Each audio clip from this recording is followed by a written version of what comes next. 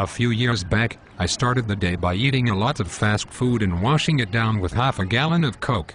Fast forward to a couple of hours later, when I'm sitting on the sidelines watching my daughter play soccer in mid-90-degree weather. All of a sudden, my ass is to the point where it's going to explode like pun flippin' pay. I look around and see only two porta pots that are literally a quarter-mile away. So I start walking, slowly at first, then faster. As the johns draw nearer, the more my colon feels like there's a live midget in there straining to burst free.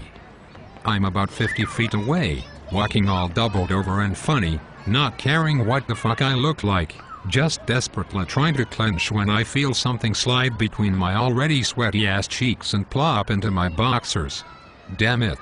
I make it to one of the pots, which is preheated to about 400 degrees, rip my shorts down, spin and sit down as fast as I can just as the dam bursts. You need no further details at this time.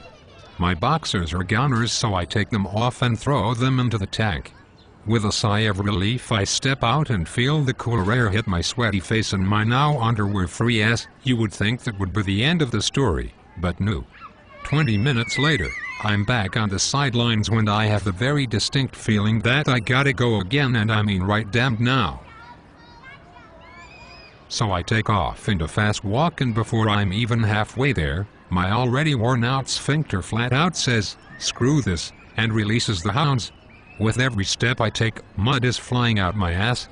Keep in mind I am no longer wearing any underwear, thus there's nothing to catch the sheet that's now falling out the legs of my shorts. I start fucking sprinting. Sheet is hitting the backs of my legs, my shoes, and flying everywhere. This whole time I have my eyes on the john, making sure no one is in it. I had seen someone exit prior. I burst in, and before I can even get my shorts down, all self-control has vanished and I'm crapping all over everything, including myself. I finally managed to sit down.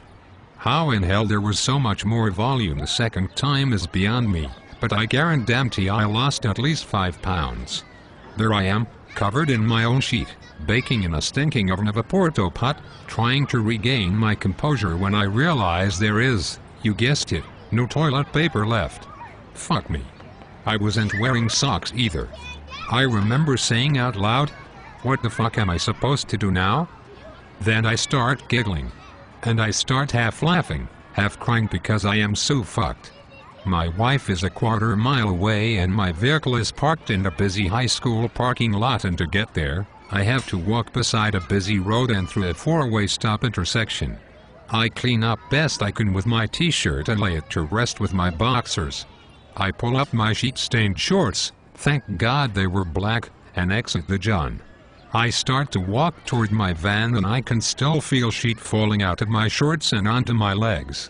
By this time, I don't give a rat's ass who sees me. All I want to do is get to my van and see what I can do to clean up before my wife and girls arrive. I manage to find paper towel, baby wipes, some plastic bags and one pair of purple satin girls' soccer shorts. Another thank you to God for my wife's always being prepared. I get in the van, which is actually hotter than the porta pot was, and I'm sitting buck naked on the back seat with plastic bags and paper towels stuck everywhere due to my being covered in sheet and sweat. I got people milling around in the parking lot, so I'm trying to stay low. Finally, cleaned up best as I can be, I'm sitting behind the steering wheel, glad I'm not covered in sheet anymore, but worried what my wife is going to say when she gets back, because she has no idea what happened to me and she has our infant daughter, 3 lawn chairs, and a mother with Alzheimer's to deal with. I look across the intersection and I see Fritz, one of the other dads, making his way to the porta pots. I got this feeling in my gut, kind of a humorous dread, as I watch him reach for the door of the pot I had decimated not long ago. I'll never forget his reaction. Fritz opened the door and jumped back as if something alive in there had grabbed at him. He was shaking his head in disgust and disbelief as he spun and walked away, not even bothering with trying the other pot. Next thing I know, here comes my wife, pushing the stroller, 3 lawn chairs on her back, My oldest daughter holding Grandma's hand because Grandma had wandered half-mile away mistaking someone else for my daughter. With my wife is also the team's coach, and there I am, arm out the window and sweating with nothing on but a pair of very tight girls' shorts, sitting in the driver's seat trying to look as non-dorky as possible, smelling like ass and baby wipes. My wife laughs herself to tears every time I talk about this story. Up to this point, she was the only one who knew about it.